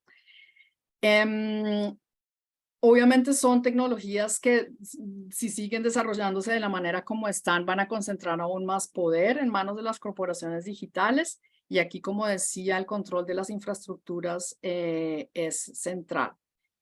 Y también están inventando nuevas formas de encadenamiento, como por ejemplo los servicios financieros digitales. Sabemos de estudios que se han hecho sobre todo en Asia, de cómo el endeudamiento por servicios financieros digitales lleva a pérdida de la tierra, del acceso a la tierra. Entonces son procesos bastante preocupantes. Y también el riesgo, bueno, de conectar a las comunidades campesinas a los mercados de carbono. Nos parece que podría también implicar un riesgo similar, pero evidentemente hay que estudiar cómo se están desarrollando esos procesos. Y finalmente, bueno, ya me había mencionado todo el tema del despojo de los conocimientos y el acaparamiento de estos saberes, pero también la pérdida de los saberes como lo decía Cecilia. Entonces, ya para ir cerrando, a nosotros nos parece que la visión de la soberanía alimentaria, la Declaración de los Derechos de los Campesinos y la Declaración de los Derechos de los Pueblos Indígenas, bueno, tienen, digamos, como motivo central la protección de la dignidad de estos pueblos y comunidades, pero también su libre determinación. Y la libre determinación entonces está estrechamente ligada a los conocimientos y a los saberes y a las cosmovisiones que tienen estas comunidades. Entonces nos parece que es muy importante que estas tecnologías sean vistas en esta perspectiva. Tenemos derecho a decidir para qué las queremos usar, por qué las queremos usar. Obviamente, para esto se necesita un esfuerzo colectivo y se necesita que el Estado, por ejemplo, declare estas infraestructuras como servicios públicos, por ejemplo. ¿Por qué no podría ser así? Es importante entonces, digamos, reclamar otros usos, pero también otras formas de propiedad con respecto a las infraestructuras, pero también la idea misma del conocimiento, la idea misma de cuál es el sentido que tenemos de futuro, es algo muy, muy importante y nos parece que la agroecología, las visiones de la soberanía alimentaria tienen una visión de futuro y tienen una visión que es diferente y nos parece que entonces el uso de estas tecnologías tiene que ponerse en esa clave. Pero esto significa para el Estado que es muy importante que adopte regulación para reconocer los derechos económicos de las comunidades campesinas y de los pueblos indígenas a sus datos, a sus conocimientos y a lo que implica todo ese manejo. Es decir, el conocimiento y los datos lo tenemos que equiparar al derecho a la tierra y al derecho a las semillas. No es gran diferencia. Cecilia creo que también lo dijo. Y como decía, entonces hacer los ajustes necesarios para garantizar que las infraestructuras digitales no están controladas por monopolios, sino están controladas de manera democrática. Muchas gracias. Muchas gracias, Sofía. Queda puesto sobre la mesa un debate importante desde lo que has presentado, con algunas novedades muy importantes desde un trabajo que has llamado de escritorio, y entonces ahora lo vamos a contrastar justamente con el trabajo desde el campo, con la perspectiva de las organizaciones sociales, justamente frente al fenómeno de la digitalización. Y luego entonces presentaremos preguntas para que hagamos una conversación más profunda. Quiero presentar entonces en este segmento a Nuri Martínez, de la Vía Campesina. Bienvenida, Nuri. Nuri Martínez Silva es dirigente y presidenta de la Federación Nacional Sindical Unitaria Agropecuaria, FENSUAGRO, en Colombia, y forma parte de la Coordinadora Latinoamericana de Organizaciones del Campo, CLOC La Vía Campesina. Es defensora de los derechos humanos, tiene una amplia trayectoria en su trabajo en procesos de defensa de los trabajadores del campo. Su liderazgo social ha permitido llevar las voces de las mujeres campesinas a diversas partes del mundo, y su compromiso ha sido vital para los avances del reconocimiento y la reivindicación de los derechos del campesinado y la soberanía alimentaria en el país a nivel global. Entonces, Nuri, sin más preámbulo, te doy la palabra para que aportes a este debate desde la perspectiva de las organizaciones sociales. Tienes 12 minutos. Adelante, Nuri.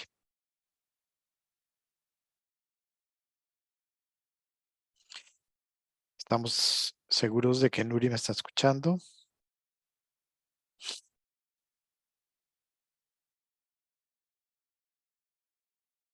Nuri, adelante, Nuri.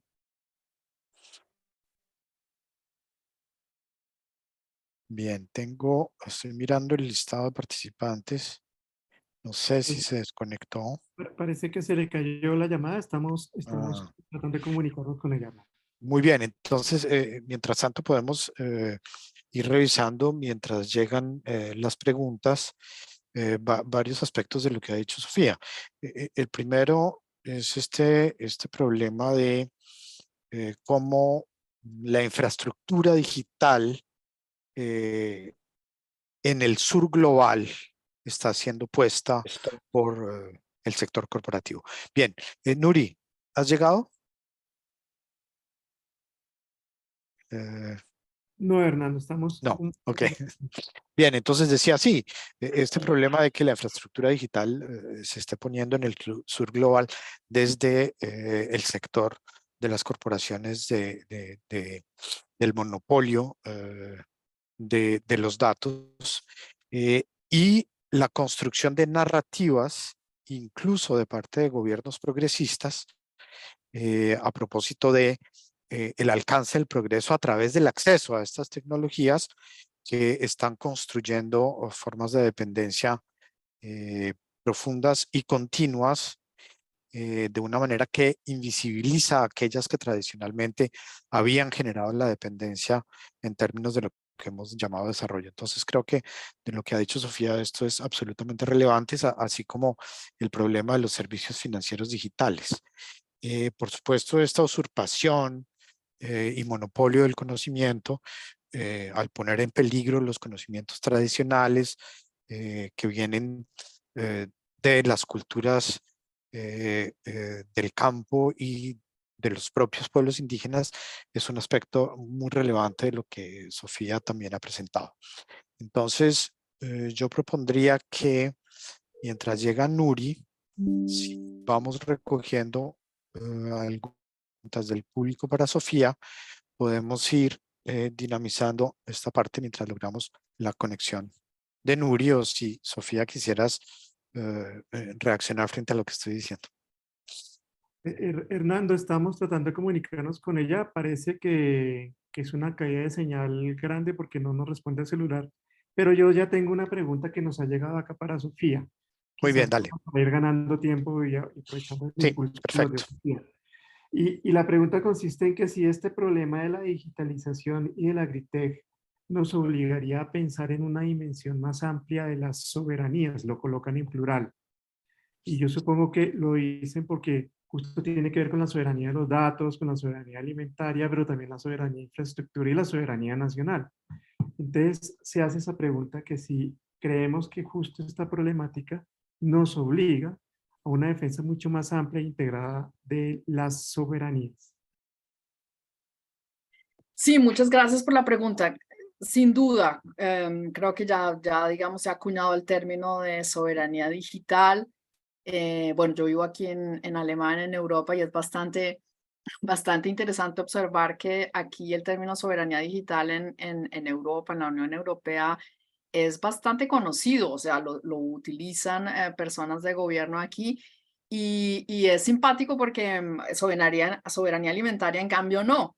Y eso obviamente denota la posición de la Unión Europea en cuanto a la agricultura, al comercio agrícola, en un lugar donde no les interesa tanto hablar de soberanía alimentaria porque son una potencia agroexportadora en el mundo, entonces ahí no les interesa tanto que en países como Colombia o en otros haya soberanía alimentaria y se protejan, digamos, de la competencia, bueno, desleal, etcétera.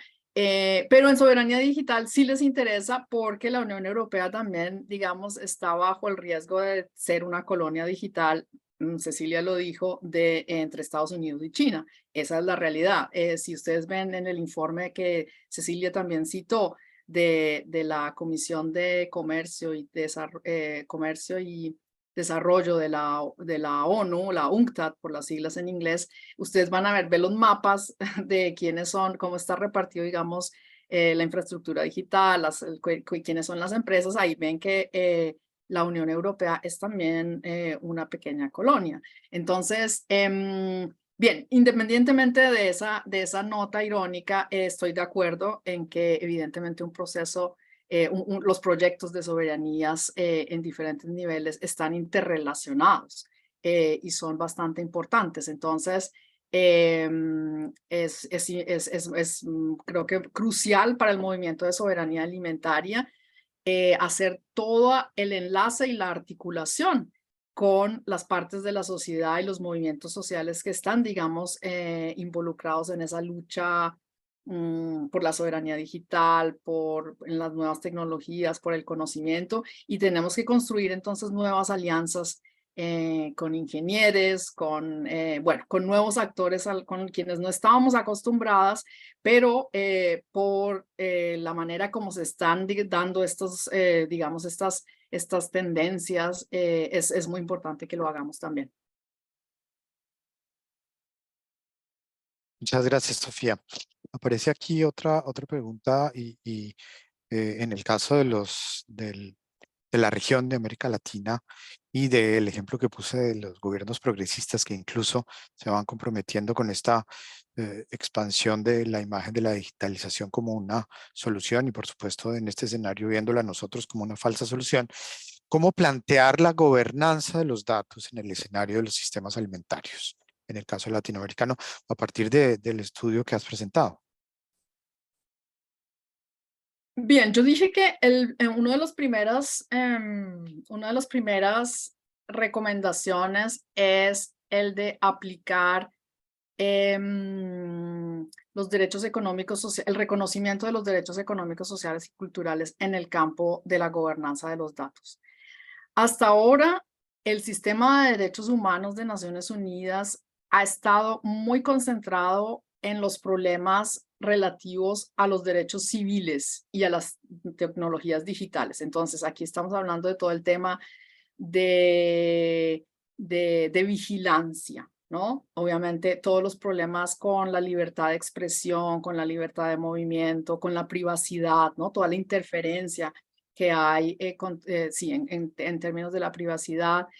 Obviamente, la manipulación de la información, todos los temas que hay de interferencia indebida en elecciones, ¿no? Son temas muy importantes, obviamente donde también hay unos desafíos muy grandes en tema de protección de derechos humanos, pero lo que a nosotros nos preocupa es que ni la Oficina del Alto Comisionado de Derechos Humanos ni el sistema de derechos humanos todavía se ha expresado de manera enfática en los riesgos que hay para los derechos económicos, sociales y culturales y ambientales, que también son muy, muy grandes, ¿no? Porque estamos hablando del despojo, de, digamos, profundizar las desigualdades estructurales, la discriminación sistémica que tenemos en temas como los de tierra, agua, bosques, etcétera, ¿no? Entonces, eso es un punto central. La gobernanza de los datos tiene que estar basada en derechos humanos, sí, pero en todos los derechos humanos, no solamente en los derechos, digamos, individuales,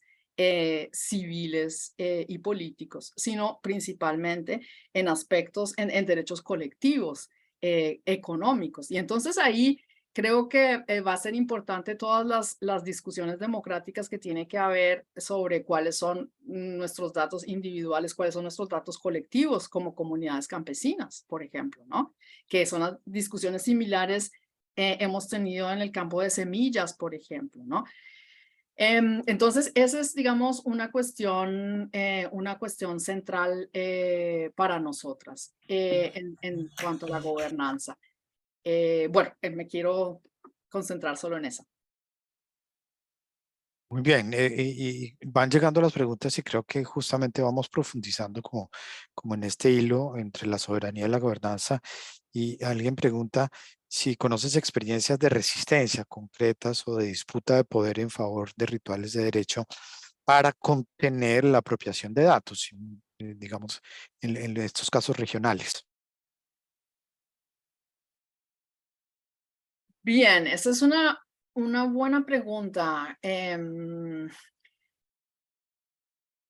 Experiencias de resistencia para contener la apropiación ilegal de datos. Bueno, lo que yo conozco, las experiencias de resistencia pasan por justamente tratar de independizarnos de nuestra dependencia de la infraestructura de estas plataformas, ¿no? O sea, dejar de usar Microsoft, pasarnos a Linux, dejar de usar Zoom y pasarnos a plataformas más seguras, dejar de usar, bueno, varias de estas plataformas y de usar otras que, digamos, tienen, bueno, están más alejadas del control corporativo, pero aquí Cecilia sabe más que yo, no sé qué tan alejadas realmente están de este control o no, porque a mí me impresionan mucho las gráficas que ella muestra, donde muestra cómo esto está en red, ¿no? O sea, así nominalmente no estemos lidiando directamente con Microsoft, estamos lidiando con otros actores que están, digamos, bajo el dominio de la red de ellos. Esto es lo que es súper complicado, ¿no? Pero bueno, esas son las experiencias de resistencia. Hay otras experiencias de resistencia que son mucho más fundamentales, y aquí me refiero a casos que he conocido en Brasil, que es, por ejemplo, acuerdos comunitarios en pueblos indígenas de a qué horas al día vamos a usar redes sociales.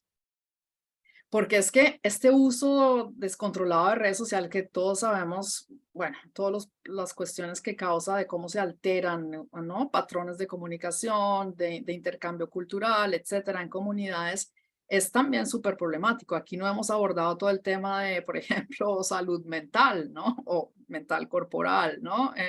Cosas donde también creo que hay mucho que decir, sobre todo de los jóvenes, de la juventud. Entonces conozco experiencias donde las comunidades indígenas dicen, bueno, aquí solamente se va a usar redes sociales de tal hora a tal hora y el otro tiempo es para continuar cultivando nuestras tradiciones culturales porque se necesita tiempo para hacer eso. Entonces, digamos, esa es otra estrategia y la estrategia también de territorializar y hacer corpóreo el uso de estas tecnologías digitales. O sea, de que la lógica de desmaterialización y virtualidad no termine dominando, ¿no? Que es, digamos, como un poco los problemas que vemos. A mí me gustó mucho el ejemplo que puso Cecilia también de, a ver, ¿qué datos se necesitan? Necesita una campesina que conoce sus plantas y sus semillas, como decía ella, solamente por el olor, a ojos cerrados, ¿no? Conozco también ejemplos de pescadores, ¿no? Que conocen ahí sí, en lo oscuro, de noche, porque ellos salen a la madrugada, exactamente saben dónde, en qué parte del mar van, cuándo vienen los pescados, etcétera. Ellos no necesitan el GPS y toda la tecnología satelital para saber eso. Bueno, esos saberes, entonces, tienen esa parte de estar imbuidos, digamos, en los ecosistemas, en la relación con la naturaleza. Entonces, son esa cuestión, digamos, tan compleja de corporeidad, pero también, si ustedes quieren, espiritualidad. No sé qué es exactamente el conocimiento, pero bueno, digámoslo así, ¿no? Entonces, eso me parece que es una cuestión central que tenemos que defender, sobre todo si en la crisis planetaria que vivimos, sabemos que una de las cuestiones centrales que tenemos que superar es justamente esa división entre nuestros cuerpos y la naturaleza, pues estas tecnologías lo que están haciendo es enajenarnos todavía más de esa relación con la naturaleza. Entonces, habría que ver cómo logramos usarlas en clave de reterritorializar, que ni siquiera ya puedo decir la palabra, y ver cómo serían experiencias de resistencia desde ahí. Gracias, Sofía. Parece que justamente Nuri está en el campo, es la perspectiva de las organizaciones sociales y tiene problemas de conexión y de acceso. Me parece que no va a poder conectarse de nuevo, pero ahí está la pregunta detrás también. Es decir, en esta paradoja de la pelea por el acceso y al mismo tiempo de identificar estas formas de monopolio, pero también estas formas de captura y la usurpación del conocimiento, pues dejan unas grandes preguntas. Llega otra aquí que plantea, Sofía, cómo se relaciona el agritech corporativo en el tema de la agricultura campesina con el despojo y la explotación de la tierra en concreto. ¿Tienes algunos datos sobre eso? Y pienso que en el informe hay cosas. Sí, bueno, en el primer trabajo que hicimos como FIAN en este campo tenía que ver con entender cómo están dándose los procesos de digitalización de los catastros y los registros. O sea, bueno, ustedes conocen la formalización de los derechos de propiedad sobre la tierra. Y ahí vimos que, bueno, este es un campo bastante conflictivo. Yo recuerdo todavía cuando empecé mi trabajo en FIAN y cuando era joven, mejor dicho, alguien me dijo un dicho en México que es, si un blanco quiere medir tu tierra, te la quiere quitar. Entonces, la digitalización de los catastros y los registros de tierra, pues tenemos que tener claro que eso es lo que está en juego. Es una nueva tecnología que va a decir a quién le pertenece la tierra. Entonces, es un proceso tremendamente, hay que poner mucha atención, hay que tener mucho cuidado. Y entonces, porque en ese proceso de codificar esa información en un nuevo medio tecnológico, lo que puede pasar es que actores poderosos van a reescribir la codificación y ellos se van a apropiar de la parte física de la tierra. Y eso fue lo que encontramos, que ahora además también hay catastros ambientales que están digitalizados y los derechos, digamos, de los catastros ambientales son distintos a los derechos de propiedad de la tierra. Sin embargo, estos procesos de fraude, porque esto es obviamente corrupción y fraude, donde actores poderosos lograron, por ejemplo, asegurarse los derechos ambientales o el catastro ambiental para uso de bosques en ciertas áreas. Estoy hablando aquí de casos de Brasil, del nordeste brasileño. Con ese método están acaparando tierras. Entonces, eso, digamos, esa fue la primera investigación que hicimos en Indonesia. Bueno, son varios países, pero eso es lo que encontramos. Entonces, digamos, para nosotras, bueno, no era sorprendente que aquí el tema es, como siempre, de poder, quién controla esa tecnología y esa nueva codificación de derechos de propiedad de la tierra. Entonces, ese fue, digamos, el primer acercamiento que tuvimos a ese tema. Sí, ahí paro. Muy bien, tenemos 7 minutos. Te voy a proponer que hagamos un cierre con 2 perspectivas. Una que es una pregunta con un dato muy concreto, y es si tú tienes datos de qué empresas están detrás de la estrategia de la Agritech en Colombia. Y segundo, ¿cómo se interrelaciona la lucha por los derechos de las futuras generaciones con esta perspectiva que además hace parte ya de quienes nacieron en la era de Internet y no tienen casi en sus percepciones la idea de proceso? Entonces, un poco en esa preocupación de las generaciones futuras, haré unos comentarios final, te doy la palabra y cerramos sobre las 12 del día. Dale, Sofía. Bien, gracias, Hernando. Bueno, la primera pregunta, no, o sea, en cuanto a cuáles son las empresas que están promoviendo la agenda de Agritech en Colombia, no la puedo responder porque, digamos, el planteamiento de investigación era entender cómo está penetrando, quiénes son los actores que están promoviendo la adopción de tecnologías digitales dentro del campesinado. Ahí no identificamos si hay empresas del agronegocio o otras grandes empresas promoviendo eso. Es posible que haya, no sé. Lo que nos decían los estudios del BID es que son actores institucionales, o sea, el BID, esta plataforma de telecomunicaciones, ¿no? De la asociación de las compañías de telecomunicaciones. Y ellos hablan de que hay muchos startups. Y ellos destacan que países como Argentina, como Colombia, tienen una clase, digamos, media educada, profesionales, ingenieros de sistemas, bueno, todos estos, que están obviamente, bueno, así es la creatividad humana, se quieren inventar nuevas cosas, nuevos negocios, y parece entonces, digamos, que hay un escenario bastante ágil y movido, como yo les decía, la Universidad de los Andes, el SENA, aparecen, ¿no? Ahí el CIAT, citados como centros regionales donde se están haciendo todo este tipo de experimentaciones. Entonces, lo que nosotros identificamos fue claramente Microsoft, y cuando esta investigación, digamos, ya tiene un cierto tiempo, bueno, porque la hicimos por encargo, los desarrollos en este escenario son rapidísimos, entonces puede ser que esto ya esté bastante, la información bastante, digamos, anticuada.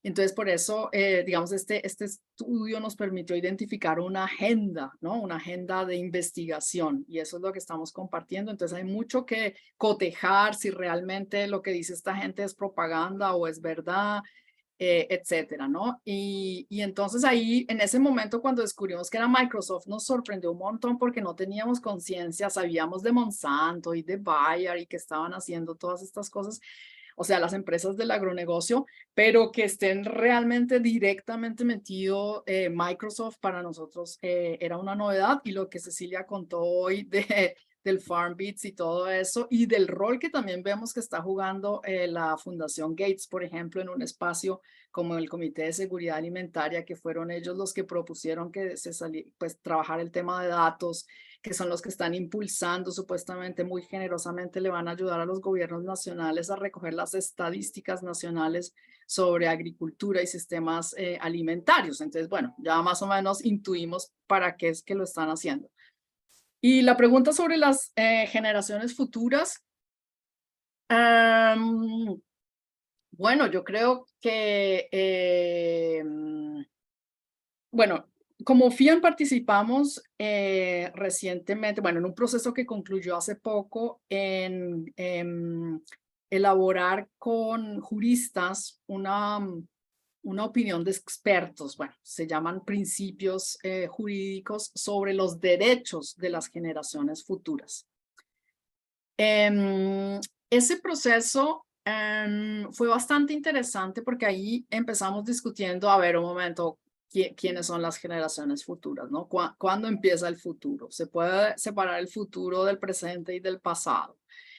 Y tuvimos, bueno, unas discusiones bastante interesantes, justamente, digamos, en contextos donde en las conversaciones que hicimos con gente, digamos, campesina, indígena, ambientalistas, bueno, feministas fue muy importante también, nos decían que es muy importante, bueno, que primero que todo, el riesgo de proyectar la idea de futuro depende mucho de tu lugar en la sociedad. ¿Desde qué lugar estás hablando?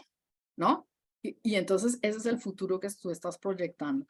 Y en ese sentido nos dimos cuenta que también es muy importante hablar, o sea, es necesario reparar los daños del pasado para que haya futuro para algunas personas. Y aquí estamos hablando claramente, por ejemplo, de este reclamo histórico de las poblaciones africanas esclavizadas. Hasta que no haya reparación de la esclavitud, pues no vamos a salir de la pobreza estructural a la que fuimos sometidos en países como Estados Unidos, como Inglaterra o en la misma América Latina, ¿no?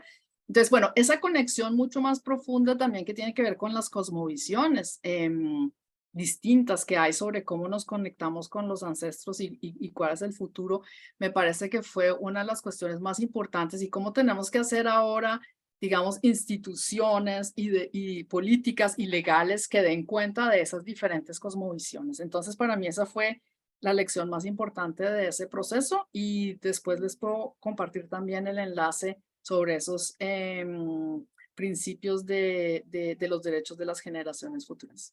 Gracias mil Sofía, de nuevo muchas por la gracias. invitación y las preguntas. Muchas gracias, buenísimo. Voy a cerrar en este último minuto diciendo esto que estás diciendo es exactamente el tema de la deuda ecológica y económica abre también una perspectiva de discusión de una manera distinta. Y no puedo dejar de hacer la cuña que en el mecanismo de la sociedad civil y pueblos indígenas, el grupo de trabajo sobre datos, en términos de lo que aportará al Comité de Seguridad Alimentaria en la gobernanza global de Naciones Unidas, pues está dispuesto a que organizaciones sociales de Colombia y de todas partes del mundo participen en este proceso de recomendaciones políticas sobre el análisis y recolección de datos para los sistemas alimentarios. Pueden entrar a la página y tratar de entrar al grupo si así lo desean. Muchas gracias a FIAN Colombia, gracias a Sofía por este segundo segmento, gracias a Robert, por supuesto, y a Cecilia Ricap. Y hemos abierto un tema de discusión amplio que esperamos tenga la máxima divulgación a partir de todo lo que hemos compartido hoy. Y feliz mañana, feliz tarde, feliz noche en todas partes. Y fue un gusto estar aquí con ustedes. Un abrazo. Gracias.